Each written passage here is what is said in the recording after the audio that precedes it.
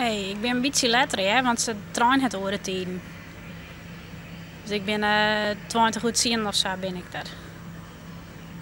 Oké, tot zo. We wisten dit net van tevoren? Nee.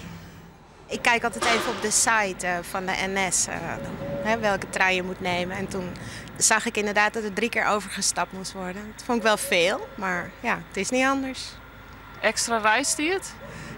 Ja, minstens een half uur. Het station in Zwolle wordt uitbreiden omdat er een nieuwe spoorlijn bij komt. In december moet de Hanselijn, de nieuwe verbinding tussen Lelystad en Zwolle, klaar wezen. Wilens de verbouwing kunnen er geen treinen van en naar Zwolle rijden. In Meppel kunt u overstappen op de NS-bussen naar Zwolle of verder. Ja, het is vakantietijd, dus ik vind het op zich prima. Ja, het is beter nu dan als je gehaast ergens naartoe moet, denk ik. Dit weekend en ook het komend weekend rijden er bussen in steeds van treinen tussen Meppel en het Harde. Door de weekend riet de trein wel ons Zwolle ta, maar Matteo daarna ook weer een stuk met de bus. Ik wou graag mijn fiets nog meenemen, maar helaas kon dat niet in de bus. Dus dat is wel jammer. Ik ga naar Hengelo. En dan in Meppel over. Ik heb dus een reisbeschrijving gekregen. En dat is wel geweldig. En dan hopen dat alles op tijd rijdt.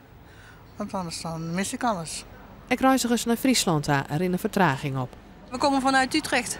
En waar moet je hem heen? Schiermonnikoog. Op vakantie.